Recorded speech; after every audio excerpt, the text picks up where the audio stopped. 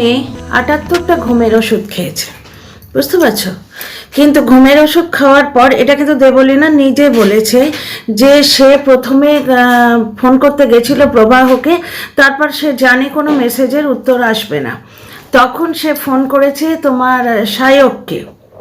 সায়ক মায়ক বলা হচ্ছে, একটি ভিডিও থেকে দেখলাম, সায়ককে ফোন করেছে এবং সায়ক মজা করছে ওর সঙ্গে, তুই সত্যি ঘুমের ওষুধ খেয়েছিস, ফটো পাঠা। এরা সন্দেহ করছে যে ঘুমের ওষুধ খাওয়ার পর এত কাণ্ড করা যায়, এবং অনিতা বলে একটি আইডি থেকে বারবার প্রমাণ করার চেষ্টা হচ্ছে যে সত্যিটা সামনে আসুক, সত্যিটা সামনে আসুক। সত্যিটা সামনেই এসছে, আমি আমার মত অনুযায়ী, মানে আমি আমার ক্ষমতা অনুযায়ী এবং আমার পর্যবেক্ষণ অনুযায়ী সত্যিটা তোমাদের সামনে নিয়ে আসছি। ডিয়ার ফ্রেন্ডস, এই ভিডিওটাও দেবলীনাকে নিয়েই করব, এরপরে একটা ভিডিও আসবে ইম্পর্টেন্ট, আমি সেই টপিকেই করতে গেছিলাম, কিন্তু দেবলীনার বেশ কিছু কথা সামনে এসে গেল। মানে সমাজের একটা অংশ প্রচণ্ডভাবে তৎপর হয়ে উঠেছে যে দেবলীনা ভুল করেছে, শ্বশুরবাড়ি কারেক্ট, এটা প্রমাণ করার জন্য। নাম্বার 2 হচ্ছে দেবলীনার বাড়ির লোকেদের এবার আস্তে আস্তে স্ক্রুটিনির নিচে ফেলা হচ্ছে, এবং রাজশ্রী যেটা বলছে সেটা খুবই খাঁটি কথা, যে যেহেতু ছেলেটি পাইলট, ওই লোকটি পাইলট প্রবাহ, সুতরাং এই রকম একটা বধূ নির্যাতনের কেস ওর প্রফেশনে এফেক্ট করতে পারে, ওই জন্যে ওরা চুপ করে আছে এবং ওরা উকিলের সাথে যোগাযোগ করছে। এটা হতেও পারে উকিলই হয়তো চুপ করে থাকতে বলেছে, কিন্তু আমার পর্যবেক্ষণ যেটুকু দেখেছে আমি তোমাদের সঙ্গে শেয়ার না করে পাচ্ছি না। যখন দেবলীনা চলে যাচ্ছে, খুব সুন্দর একটা মিষ্টিমধুর বাই, হয়তো ইয়াং কাপল, ভালোবেসে ঢাকঢোল পিটিয়ে বিয়ে করেছে, তাই না? কপত কপতি দুজনে আছে, সেখানে কেউ বাধা বিপত্তি নেই, রাতের বিছানায় শাশুড়ি নেই। তবে শাশুড়িটিকে যা সত্যনারায়ণ পুজোয় দেখলাম না, সেখানে মানে দর্শকরা কমেন্ট করেছে, আমার কিছু বলার নেই এখানে, দর্শকরা কমেন্ট করেছে যে শাশুড়িটিকে বেশ দজ্জাল লাগছে, বা আর একজন বলেছে প্রচণ্ড রাগী বডি ল্যাঙ্গুয়েজ থেকে, এটা দর্শকদের কমেন্ট। এইবার ধরো মানে দেবলীনা কাজে বেরোচ্ছে, সায়ক ঠিক এই ধরনের ভঙ্গি করছে, এটা কিন্তু মানে তুমি আমি হলেও আমাদের মনে আঘাত লাগতো, ঠিক এই ধরনের। এবং দেবলীনা সেটা নোটিস করেছে, নোটিস করে বলছে যে তুমি এইরকম করছো, চলে যাও, চলে যেতে বলছে এরকম করে। তো মানে দেবলীনার সবসময় যে চোখটা ছলছল ছলছল করতো, এটা বোঝা যায়। কোনো দিনই ওদের দাম্পত্য জীবন সুখের ছিল না। এতদিনে দেখছি সম্পর্কটা পুরোপুরি একতরফা এবং দেবলীনার তরফ থেকে ছিল। জিজ্ঞেস করছে যে তুমি ভ্যালেন্টাইন্সে কি দেবে, বলছে কিছু দেবো না, মুখের ওপর বলছে। প্রথম বছর না দ্বিতীয় বছরের বিয়ে, ভাবতে পারছো? অ্যাকচুয়ালি পাইলট বা তোমার ইঞ্জিনিয়ার বা ডাক্তার এই লেভেলে উঠে গেলে না মানুষের অদ্ভুত একটা গর্ব আসে, কিন্তু তারা তো দেখে শুনে প্রেম করে বিয়ে করেছিল, এবং এটাও জানা যাচ্ছে যে ইভেন্টে শ্বশুরবাড়ির লোকেরা পুরোপুরি আসতো, বুঝতে পারছো? বাবা প্রচণ্ড অসুস্থ, সেদিনও দেখা গেল দেবলীনার বাবা ওষুধ দিতে এসেছিলেন, তার মানে প্রবাহ এনে দেয়নি, তাই তো? প্রবাহ এনে দেয়নি, এবং তোমার প্রবাহ দেবলীনার বাবার সঙ্গে কথাও বললো না। এমনকি সায়ক এবং আরেকটি মেয়ে প্রেরণা হতে পারে, এরা যখন ওই দেবলীনার শ্বশুরবাড়ির সত্যনারায়ণ পুজোয় গেছিল, তখনও প্রবাহ ওদের সাথে ভালো ব্যবহার করছিল না। শুধু ওইখানে বলে নয়, প্রবাহ মানুষ হিসেবেও খুব একটা পদে বলে আমার মনে হচ্ছে না, যেটুকু সোশ্যাল মিডিয়ায় দেখছি। রাস্তায় দেবলীনা আর প্রবাহ ড্রাইভ করছে, সত্যনারায়ণ পুজোয় যাচ্ছে, প্রবাহ দুটো মানুষকে বেজি বলল। দেবলীনা অনেক সময়ই বলতো যে ক্যামেরা খুললেই প্রবাহ অ্যাক্টিং করতে থাকে। স্বচ্ছন্দে আমার খুব খারাপ লেগেছে, যেটা তোমার আমার হলেও খারাপ লাগে। আচ্ছা, আমি এনেছিলাম জিনিসপত্র, এনে সোফার ওপর থলেটা রেখেছি, প্লিজ একটু ইগনোর করো, ওটা নামাইনি, আমার মনে ছিল না। তো একটা জিনিস দেখো, দেবলীনা বেরিয়ে যাচ্ছে, ওই সময়টুকু সুইটলি বাই তো বলা যায়, কারণ সে প্রফেশনে আছে এবং সেই প্রফেশনের টাকা কিন্তু ওরা ভোগ করছে, সেই প্রফেশনের টাকা ওরা ভোগ করছে। এগুলো কি শর্মিষ্ঠার কথা থেকে নয়, দেবলীনার কথা থেকে শুনেছি যে অ্যানিভার্সারিতে প্রচুর গিফট দিয়েছে, এবং প্রত্যেকটা ডিপার্টমেন্টে মানে তোমার পারফিউম দিয়েছে, এত দামি পারফিউম দিয়েছে হাজব্যান্ডকে, অত দামি পারফিউম নিজে কোনো দিন ইউজ করেনি। এবং দেবলীনা এবং প্রভাকে যতটুকু দেখছি শেষের দিকে দেবলীনা ব্লগে পুরোপুরি একটা অসুখী মেয়ে। আর 78টা ঘুমের ওষুধ খেয়েছে, 78টা ঘুমের ওষুধ কিন্তু কোনো দোকানে দেবে না এমনিতে, অনেক দিন ধরে তার মানে তিল তিল করে জমিয়েছে। ওদের বিয়ে ছিলই না, মানে প্রবাহর তরফ থেকে প্রচণ্ড একটা অবহেলা ছিল। স্বচ্ছন্দে আমি দেখলাম দেবলীনা বেরিয়ে যাচ্ছে, জাস্ট এরকম করছে, মানে যাও যাও যাও। মানে এরা বিয়ে কেন করে আমি বুঝতে পারি না। তোরা মা বাবা নিয়ে সুখে থাক না, তোদের বিয়ে করার কি দরকার। এবার প্রবাহ চুপ করে আছে। সায়কের কথা হচ্ছে, সায়ক বাবা কি যারা রয়েছে যে তারা তো সোশ্যাল মিডিয়ায় সবটাই দেখছে, তো এখানে একটা প্রশ্ন তো আসতেই পারে যে তারা হয়তো উকিলের সঙ্গে চুপ করে উকিলের সঙ্গে কথাবার্তা বলেছে, বুঝতে পারছো, উকিল হয়তো চুপ করে থাকতে বলছে। এবার দেবলীনা বা ফিরে যেতে চাইছে, দেবলীনার কিন্তু ফিরে যাওয়া উচিত নয়। কারণ বলছি, এই যে সোশ্যাল মিডিয়ায় যে হাঙ্গামাটা হলো এর এফেক্ট কিন্তু দেবলীনার উপর পড়বে। এবং অঙ্কিতা বলে একটি আইডি থেকে বারবার বলার চেষ্টা হচ্ছে যে দেবলীনা ফিরে যাক, শর্মিষ্ঠা ঘর ভেঙে দিচ্ছে। শর্মিষ্ঠা এসে এগুলো বলছে, তারা দেবলীনা এবং প্রবাহ সংসারটা ভেঙে দেবে। মানে সমাজের এই কি মেন্টালিটি, মেয়েটা মরে গেলে তখন হাই হাই করবে, যতক্ষণে মানে কোনো মেয়ে মরে গেলে তার মানে ফটোয় হাড় চড়লে তবু ঠিক আছে, কিন্তু মেয়েটি যদি সম্পর্ক থেকে বেরিয়ে আসে বা বাঁচার চেষ্টা করে, সেই চেষ্টাটিকে মেনে নিতে পারবে না। আজকে আমি বেচারামের ভিডিওতে দেখলাম কফিতে এলাচ দিয়ে খাচ্ছে, চাষ নেই তো, মানে কি বলবো, সিরিয়াসলি মনে হচ্ছে চাষা কফি খাচ্ছে। যাদের বাড়িতে সাজ্জামের চা হতো না, টিনা চা খেতে ভালোবাসতো, টিনা চা খেতে বলে বেচারাম প্রচণ্ড বকাবকি করতো, এটা টিনার কণ্ঠস্বরে আমি শুনেছি। তাও কালো চা খেত, দুধ খেলে শাশুড়ি মানে প্রচণ্ডভাবে চেঁচামেচি করতো, মানে অশান্তি করতো, এটা দর্শকরা লিখে গেছে, বুঝতে পারছো। আমি তোমাদের বলেছিলাম যে আমি যখন চ্যানেল খুলেছিলাম আমাকে ওই তরফের মানে ওই কুকুরকুল্লার বেশ কিছু লোক আইডি ভাড়িয়ে, মানে কুকুরকুল্লা কিনা জানি না, মানে ওই সাইডের বেশ কিছু লোক ওই সাইডকে সমর্থন করে, বেশ কিছু এরকম লোক আইডি ভাড়িয়ে অনেক কথা আমার ইয়েতে লিখে দিত। সেখানে লিখেছিল যে ওর শাশুড়ি নাকি বকাবকি করে বাড়িতে।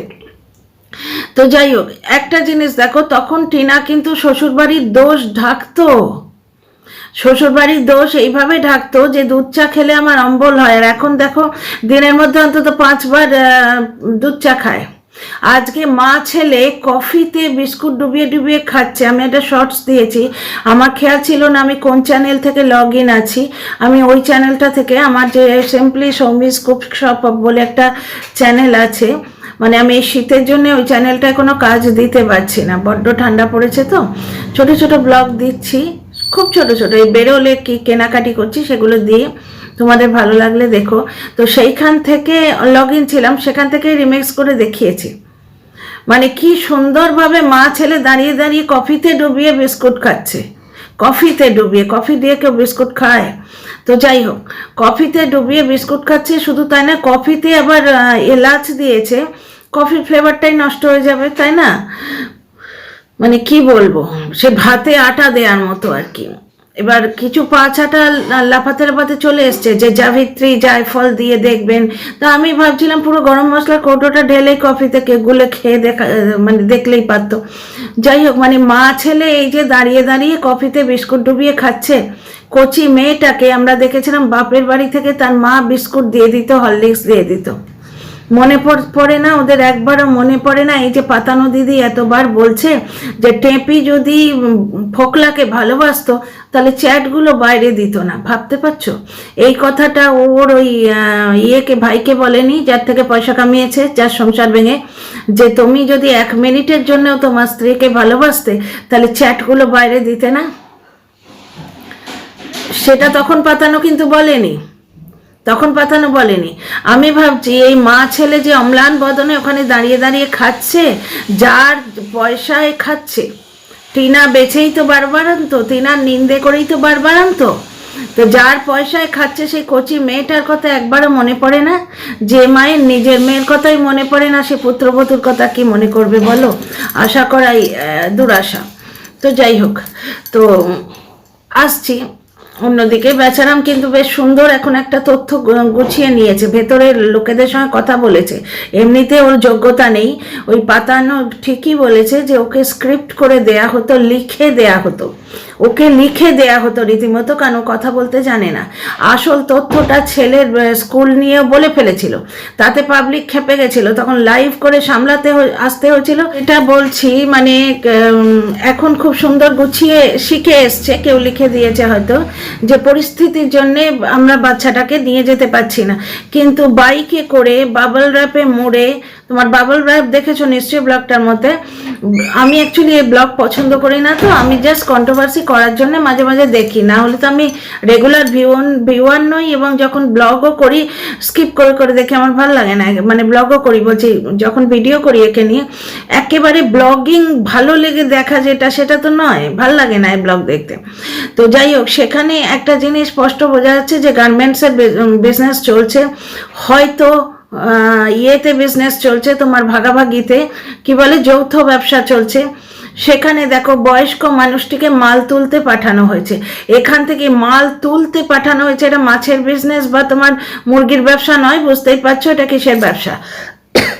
তা একটা কথা আমার মনে হচ্ছে, এই বাচ্চা রিলেটেড কথা আর কি, লাইভে যেটা দর্শকদের পট্টি পড়ালো, যে পরিস্থিতির অনুযায়ী আমি বুঝছি সবই, ইংলিশ মিডিয়ামে পড়ালে ওর ভালো হতো, কিন্তু আমি পরিস্থিতি অনুযায়ী ওকে অদ্দূর নিয়ে যেতে হবে, আমি পারবো না, আমার সময় নেই। বুঝতে পারছো? এর আগে পয়সা তুলেছিল যখন দর্শকরা মুখে জামা দিয়েছিল, জামা কষে দিয়েছিল যে পয়সা স্কুলের ফিস দেবো না, যাতায়াতের পয়সা দেবো না, এগুলো বলেছিল। তো তখন দর্শকরা প্রতিবাদ করেছিল, এখন খুব সুন্দরভাবে কাঁচুমাচু করে অ্যাক্টিংটা করে গেল যে আমাদের কাছে সময় নেই। তো এইখানে আমি একটা কথা জিজ্ঞেস করি, যদি ডেলিভারি বয় হিসেবে কাজ করতে হয়, নিজের ব্যবসা, একজন মডেলিং করবে আর একজন তোমার জিনিসপত্র পৌঁছে দেবে, তাই না? তো ডেলিভারি বয় হিসেবে যখন কাজ করতে হবে তখন তো আসতেই হবে বাইক করে, তখন সময় কোত্থেকে পাবে? যাই হোক, তো প্রবাহ এবং দেবলীনার ক্ষেত্রে কিন্তু সেই জিনিসটাই দেখতে পাচ্ছি, প্রচণ্ড নেগলেক্টেড একটা বিবাহিত জীবন, প্রচণ্ড নেগলেক্টেড। সেখানে দেবলীনার কোনো অস্তিত্ব ছিল না। একবার বলছে ভ্যালেন্টাইন্সে কি দেবে, বলছে কিছু দেব না, ভ্যালেন্টাইন্সে কিছু দেবো না। সেখানে দেবলীনা বলছে আমি তোমায় কি দিয়েছি দেখাবো, তখন প্রবাহ একটা হজমলা শিশি তুলে দেখাচ্ছে, তখন দেবলীনা রেগে গিয়ে বলছে না না ওটা নয়, ওটা নয়, ওটা তো আমি খাই। বুঝতে পারছো? প্রবাহ পড়বে পাশে, দেবলীনাকে বসে থাকতে হবে, সেখানে বলছে যে আমি যদি ফেল করি তোমার দায়। বুঝতে পারছো? আর বিশেষ করে আমার এই হাত নাড়াটা খুব গায়ে লেগেছে, আমি নিজেও তো একটি মেয়ে। আর 2 নম্বর কথা হচ্ছে ওর হাজবেন্ড চলে যাচ্ছে, দেবলীনা খুব সুন্দরভাবে বলছে সাবধানে যেও, দুর্গা দুর্গা। তারপরে ওকে জিজ্ঞেস করছে, মানে অ্যাকচুয়ালি ক্যামেরা খুললেই প্রবাহর অ্যাক্টিং শুরু হয়ে যেত, এটা দেবলীনারই কথা। তারপর ওকে জিজ্ঞেস করছে আমাকে মিস করবে, জবাব দিল না প্রবাহ। তখন জিজ্ঞেস করছে যে বললে না তো যে ভেবে দেখবো। সদ্য বিবাহিত কচি নববধূ যদি হাজব্যান্ডকে জিজ্ঞেস করে, হাজব্যান্ড বলে ভেবে দেখবো তোমায় মিস করবো কিনা। করুক না করুক একটু মুখের ইয়েও বলতে পারে না যে হ্যাঁ ভীষণ মিস করবো। পুরো যা দেখছি একতরফা, মানে দেবলীনা নন্দী জোর করে করে তোমার ব্লগিং করতো, জোর করে তাকে ক্যামেরায় নিয়ে আসতো, ওই যেখানে ওই হাসি মুখের ফটোশ্যুট করতে হবে সেইখান ছাড়া তোমার প্রবাহ মুখে হাসি ছিল না। এবং জাস্ট প্রবাহ ঠিক এই চিহ্নটাই দিতে চেয়েছিল যে যাও যাও যাও আমার জীবন থেকে যাও, শুধু তোমার কামানো পয়সাগুলো দাও। এইটা শর্মিষ্ঠার থেকে পাচ্ছি এবং দেবলীনার থেকেও পাচ্ছি যে প্রচুর গিফট দিয়েছিল অ্যানিভার্সারিতে, কিন্তু সেখানে প্রবাহর মুখে এটা নেই যে আমিও তো তোমায় দিয়েছি, তার মানে ওর পক্ষ থেকে কিছু আসেনি। বুঝতে পারছো? এবার শর্মিষ্ঠা ওইভাবে বলছে, এদের খুব গায়ে লাগছে। কিছু মানুষ আছে আমি দেখছি অ্যান্টি উইমেন, শর্মিষ্ঠার এইভাবে বলাটা উচিত নয়। ব্যাপারটা হচ্ছে কি, দর্শকদেরও তো জানার দরকার, কারণ সেই মানুষটি হচ্ছে তোমার সোশ্যাল মিডিয়ায় আছে, প্লাস তোমার একটা গান গায়, মানে একটা স্টার, সে তার জনমত যদি তার বিরুদ্ধে চলে যায় তার কাজের জায়গায় এফেক্ট পড়বে না? এবং দর্শকরা এবং সায়ক বারবার বলছে তুই তৈরি হয়ে আয়, ফিরে আয়। সায়ক ওই প্রবাহ রিলেটেড কথাই বলতে দিতে চাইছে না, বারবার বলছে যে কটা শো মিস হলো তোর জানিস, 3টে শো মিস হয়ে গেল। অ্যাকচুয়ালি ব্যাপারটা হচ্ছে দেবলীনার ফিরে যাওয়া কোনো মতেই উচিত নয়, কারণ সোশ্যাল মিডিয়ায় এই যে ব্যাপারটা হয়েছে এর এফেক্ট ওর ওপর পড়বে। এইরকম রোজগেরে সুন্দরী মেয়ে, রোজগেরে মেয়ে, গেঁয়ো বলে অনেকে বলছিল না, একটি ড্রাইভারের মেয়ে গেঁয়ো, এখন জিন্স বান পরলে তাকে খুব মনে ধরছে। যার কথা বলছে সে যেন একবারে কঞ্চুলোর একটা বিরাট স্মার্ট একটা লোক, সে তো গেঁয়ো ভূত।